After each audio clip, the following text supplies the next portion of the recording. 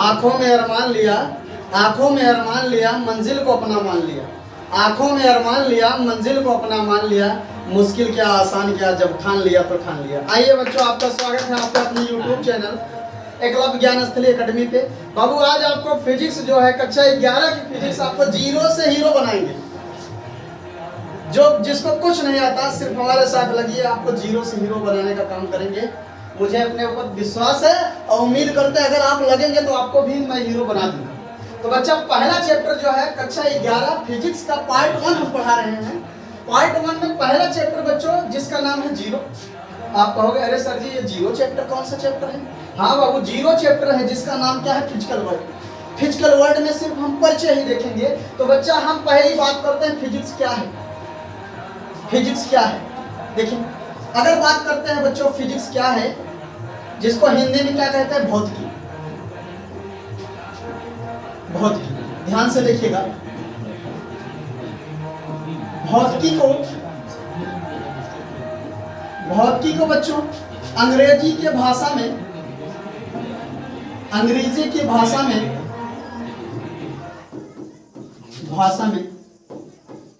Physics कहते हैं। Physics कहते हैं। आप तो कहोगे सर जी तो हमको पहले भी पता था, एक बच्चा अभी निकालेंगे इसमें से हम जल्दी। चलिए, भौतिकी को अंग्रेजी के भाषा में हम फिजिक्स कहते हैं। अब बच्चा फिजिक्स जो शब्द है कहां से लिया गया है? देखिए, फिजिक्स शब्द की उत्पत्ति, फिजिक्स शब्द की उत्पत्ति जो हुई है बच्चों, उत्पत्ति फिजिक्स शब्द की उत्पत्ति बच्चों ग्रीक शब्द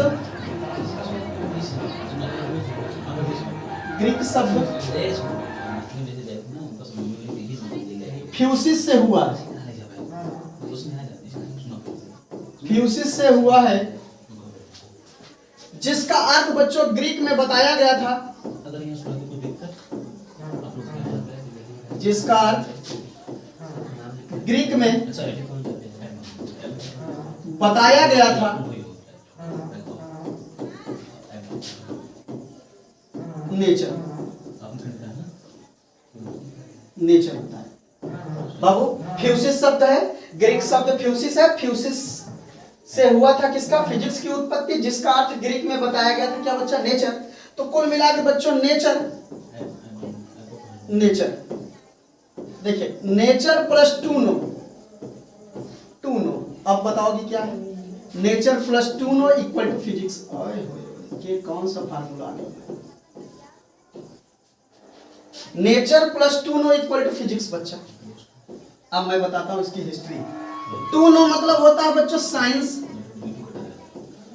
टू नो मतलब होता है साइंस, और साइंस को हिंदी में कहते हैं विज्ञान। अब विज्ञान मीन्स होता है बच्चों जानना। आगे बढ़ते हैं। और नेचर मीन्स होता है प्रकृति। तो बच्चों अब जोड़ो, प्रकृति प्लस जानना बराबर बच्चों भौतिक विज्ञान। अब बताओ भौतिक विज्ञान, तो मामला एकदम गड़बड़ कर दिया सर आपने। Nature plus to know equal to हमने कहा फिजिक्स, फिर नेचर को हमने कहा प्रकृति, और टू नो को बताया साइंस, और साइंस मतलब विज्ञान, विज्ञान का मतलब जानना। तो बच्चों प्रकृति प्लस जानना मतलब प्रकृति के बारे में जानना ही क्या कहलाता है बच्चों? भौतिक विज्ञान। अब भैया प्रकृति से भौतिक कैसे बना? तो बच्चों जो प्राचीन काल में संस्कृत के जो वेद होते थे, प्राचीन काल में संस्कृत के जो वेद होते थे,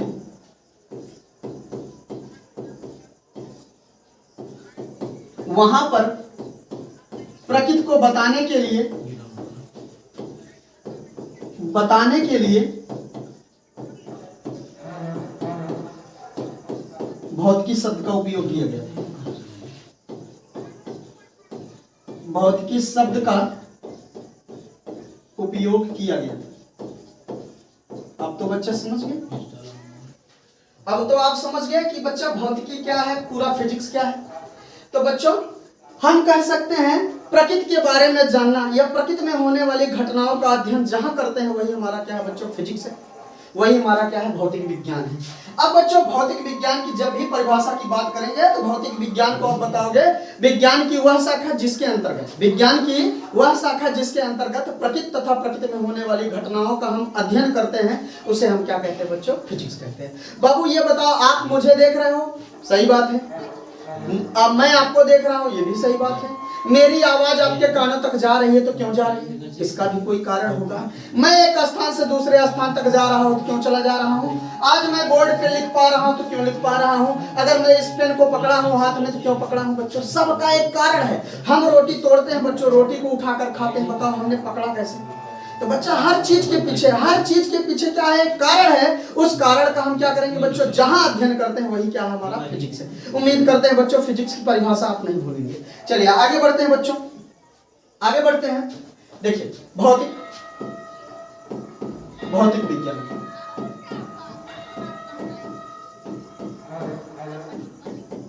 भौतिक विज्ञान इसकी परिभाषा लिख ही देते हैं, नहीं कुछ बच्चे नाराज हो जाएंगे, कहेंगे पता नहीं बहुत बुरे सर जी हैं। तो बच्चा भौतिक विज्ञान, विज्ञान की वह शाखा, विज्ञान की वह शाखा जिसमें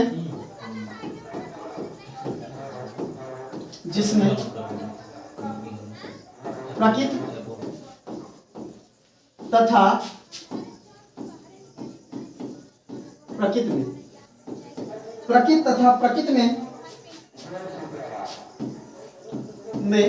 होने वाली घटनाओं का अध्ययन करते हैं,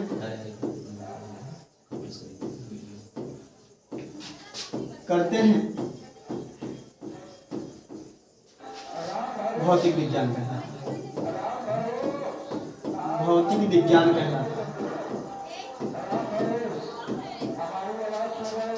कहलाता है।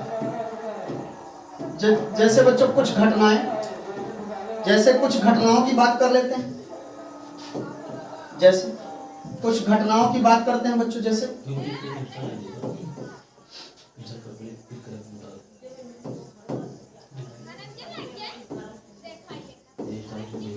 हम क्यों एक दूसरे को देख पाते हैं,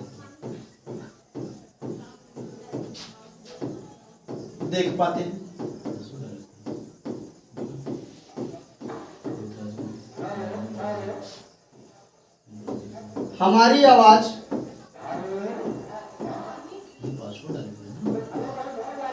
एक स्थान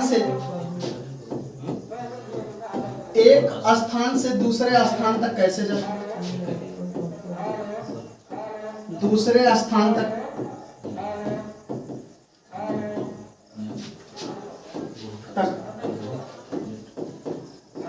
कैसे जाते हैं। भैया हम गिर क्यों नहीं जाते, ये भी तो कारण है। हम चलते हैं गिर क्यों नहीं जाते, वो भी जानेंगे। हम गिर क्यों नहीं जाते, नहीं जाते। पेड़ से पत्ते गिरने के बाद बच्चों वो नीचे ही क्यों आते हैं, ऊपर क्यों नहीं जाते। पेड़ से पत्ते गिरने के बाद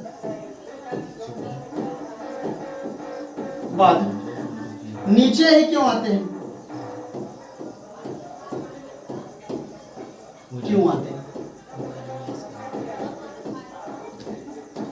ऊपर क्यों नहीं जाते, ऊपर क्यों नहीं जाते। इसी प्रकार बच्चों तमाम ऐसी घटनाएं, पूरी घटनाएं तो घटना अपने सामने घट रही है। तो बच्चों इन घटनाओं के पीछे कोई न कोई कारण है, कोई न कोई वजह है। तो उन वजहों का अध्ययन हम जहां करते हैं बच्चों वही क्या है, फिजिक्स है। बताओ हम एक दूसरे को देख पाते हैं प्रकाश के कारण, और प्रकाश की एक घटना घटती है बच्चों। प्रकाश की एक घटना है जिसको बोलते हैं प्रकाश का परावर्तन। अगर एक दूसरे के ऊपर प्रकाश की किरणें गिरे ना और आंख में प्रवेश ना करे और रेटिना इसका लेंस द्वारा रेटिना पर इसका इमेज न बने तो हम एक दूसरे को देख नहीं सकते, इसका मतलब ये प्रकाश की घटना हो गई। आवाज हमारे एक स्थान से दूसरे स्थान तक क्यों चली जाती है बच्चों? क्योंकि हमारे जब हम बोलते हैं हमारी आवाज वायु के माध्यम से ही आपकी जाती है। तो कुल मिला के बच्चों उसका बारे में पढ़ना। हम गिर क्यों जाते हैं? अगर बच्चों घर्षण बल की कमी होती है तो हम लोग क्या करते हैं? स्लिप करके गिर जाते हैं, वो भी बल पढ़ेंगे हम लोग। पेड़ से पत्ते गिरने के बाद बच्चा नीचे ही क्यों आता है? क्योंकि एक बल है जो उसको क्या कर लेता है? खींच लेता है, जिसका नाम क्या है बच्चों? गुरुत्वाकर्षण। उम्मीद करते हैं बच्चों ये आपकी प्रकाश हो गई, सॉरी ये हो गया आपका भौतिक विज्ञान। अब बच्चों भौतिक विज्ञान किससे बना है वो चीजें देखेंगे, या भौतिक किससे बना है। तो बच्चों भौतिक मीन्स होता है प्रकृति, और देखिएगा प्रकृति किससे बना है बच्चों? प्रकृति किससे बना है वो देखेंगे। प्रकृति प्रकृति बच्चों जिसको हमने कहा था अंग्रेजों की भाषा में इसको क्या कहते हैं? नेचर। नेचर या कह सकते हैं बच्चों ब्रह्मांड। ब्रह्मांड बच्चों बना है दो चीजों से मिलकर बना है, दो चीजों से मिलकर बना है पूरा ब्रह्मांड बच्चों। एक द्रव्य है, एक द्रव्य है बाबू, एक द्रव्य हो गया और दूसरी है आपके पास ऊर्जा। एक द्रव्य है, दूसरी क्या है बाबू? आपके पास ऊर्जा। द्रव्य को हम कहते हैं मैटर और इसको कहते हैं बच्चों एनर्जी। एनर्जी। अब देखिए बच्चों एक ही फर्क, क्या फर्क है दोनों में? द्रव्य क्या है? कहता है पदार्थ की ऐसी अवस्था, पदार्थ की ऐसी अवस्था जिसे हम क्या कह सकते हैं बच्चों? जिसे हम छू सके, जिसे हम पकड़ सके, जिसे हम खा सके, जिसे हम पी सके बच्चों, जिसे हम सूंघ सके, उसे हम क्या कहते हैं बच्चों? द्रव्य कहते हैं। क्या कहते हैं? द्रव्य कहते हैं। याद रखिएगा द्रव्य किसे कहते हैं बच्चों? द्रव्य की बात करते हैं। द्रव्य जो स्थान घेरता हो, जो स्थान घेरता हो, जो स्थान घेरता हो,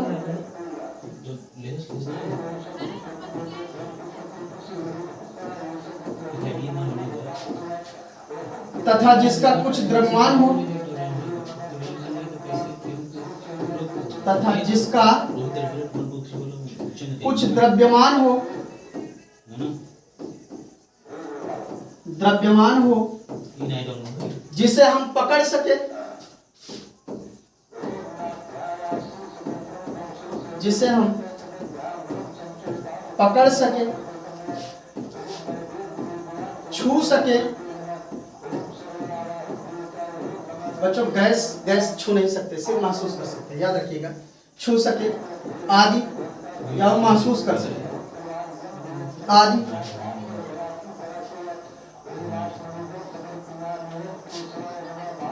आदि बच्चों द्रव्य कहलाता है, द्रव्य कहलाता है।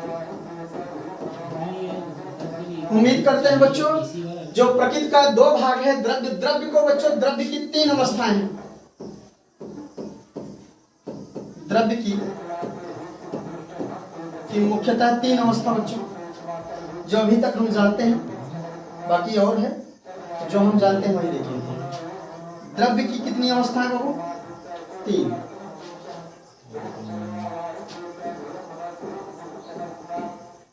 द्रव्य की अवस्थाएं।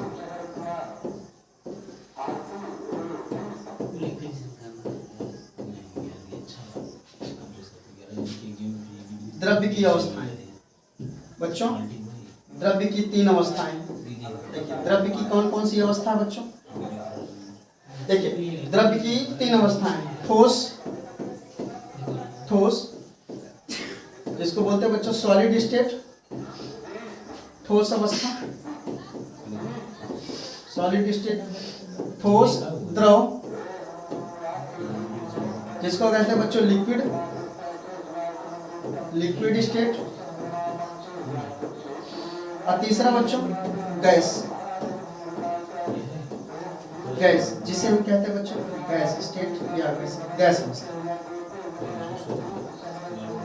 बच्चों ये आपकी क्या हो गई अवस्था है। तो आपसे जब भी पूछा जाए बच्चों प्रकृति दो प्रकार द्रव्य और ऊर्जा, द्रव्य किसे कहते हैं, जो स्थान घेरता हो, जिसका कुछ द्रव्यमान हो, जिसे हम पकड़ सके, जिसे हम छू सके, उसे हम क्या कहते हैं बच्चों, द्रव्य कहते हैं। द्रव्य की कितनी अवस्थाएं होती हैं, ठोस, द्रव, गैस। तो बाबू हम स्टार्ट करते हैं, ठोस क्या होता है। ठोस लोहा देखे हो, बोलो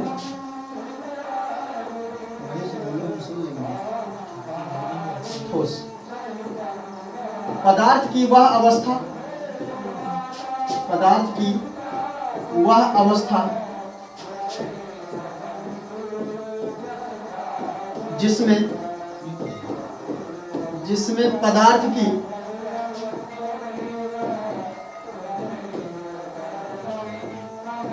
की आकृति एवं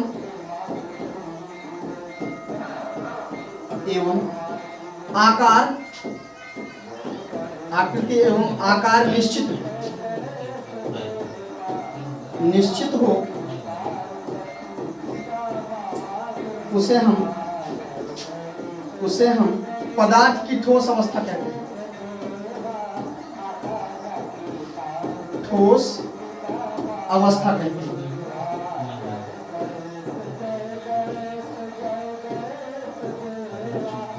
जैसे बच्चों लोहा हो गया, जैसे लोहा हो गया, बहुत सारी पदार्थ हैं जिनका आकार एवं आकृति या आयतन बच्चों निश्चित हो, उसे हम क्या कहते हैं, ठोस। वो कौन सी अवस्था है, ठोस है। अब बात करते हैं, अगली बात करते हैं बच्चों, ठोस हो गया। अब द्रव की बात कर लेते हैं हम लोग, द्रव की बात करते हैं। देखिए द्रव की बात करते हैं बच्चों।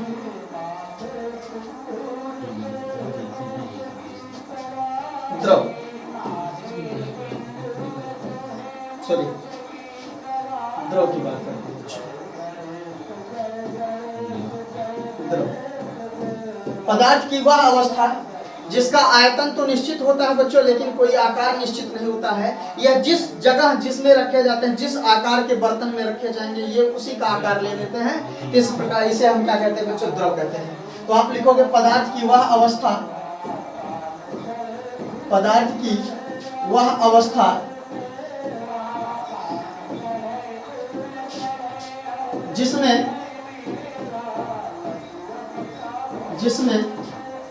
आयतन तो निश्चित होता है, आयतन तो निश्चित होता है, निश्चित होता है, लेकिन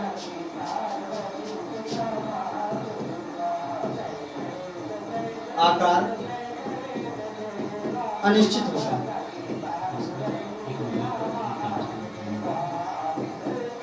अनिश्चित होता है, क्या कहलाता है बच्चों, द्रव। क्या कहलाता है, द्रव। जैसे जल, जल, पेट्रोल, पेट्रोल, पेट्रोल, सब क्या बोलेंगे बाबू, पेट्रोल। जल हो गया आपका, पेट्रोल, डीजल आदि और चीजें बच्चों आदि। ये हम पहुंच गए बाबू, द्रव पे पहुंच गए। अब बात करते हैं बच्चों गैस। गैस बच्चों इसको लिखेंगे नहीं, हम समझा दे रहे हैं।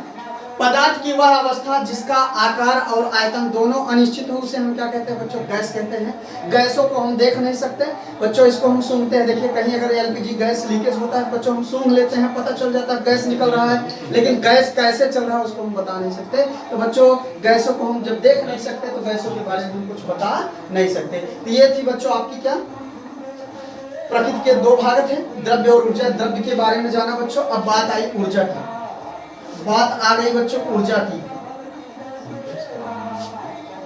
वो घड़ी आ गई जिसका मुझे क्या था बच्चों, इंतजार। अब चलो ऊर्जा की बात करते हैं। ऊर्जा जिसे कहते हैं एनर्जी, क्या कहते हैं बाबू, एनर्जी। अब बताओ एनर्जी क्या चीज होती है, एनर्जी को किसने देखा, एनर्जी को किसने देखा? किसी ने नहीं देखा। एनर्जी को फील किया जाता है, सही बात है। आप खाना खाते हो बच्चों, खाना खाने के बाद जब आप पढ़ने बैठते होंगे तो हमको लगता है कि आप एनर्जेटिक महसूस करते होंगे। उसी प्रकार हम भी एनर्जेटिक अपने आप को जब खाना खाने के बाद उठते हैं तो बच्चा धीरे धीरे वो जब हम वर्क करते हैं तो अपनी उसी ऊर्जा को हम खो देते हैं। वो ऊर्जा खोने के बाद हमको थकान महसूस हो जाता है। फिर क्या करते हैं बच्चों, हम पानी पीते हैं, खाना खाते हैं, फिर अपनी एनर्जी को पार कर लेते हैं। तो बच्चों एनर्जी एक तरीके का नहीं, एनर्जी बहुत तरीके का है। तो बच्चों हम बात करते हैं एनर्जी किसे कहते हैं, एनर्जी किसे कहते हैं। तो बच्चों कार्य करने की जो क्षमता होती है, कार्य करने की जो क्षमता होती है उसे ही हम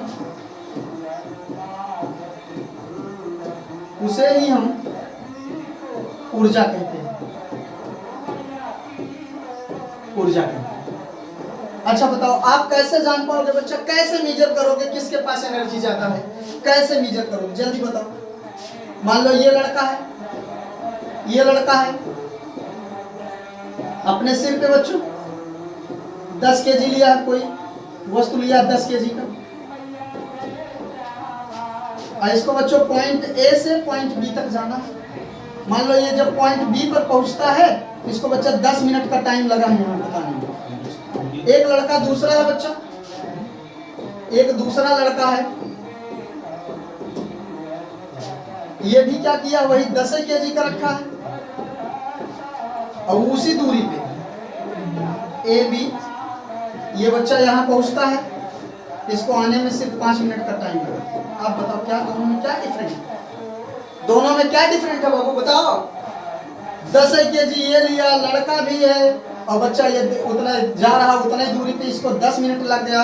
वही दूसरा लड़का है बच्चों 10 केजी लिया है, इसको यहाँ तक जाने में 5 मिनट समय लगा।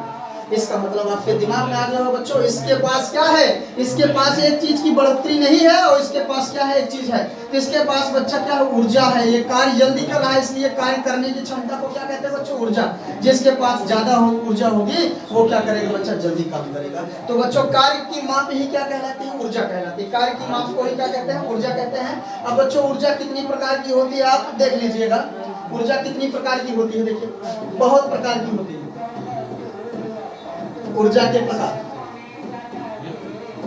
देखिए बच्चों, रासायनिक ऊर्जा, रासायनिक ऊर्जा,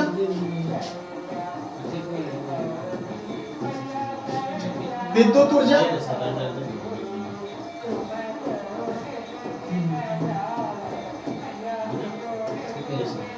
पवन ऊर्जा,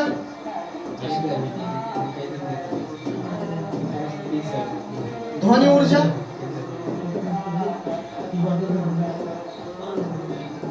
यांत्रिक ऊर्जा,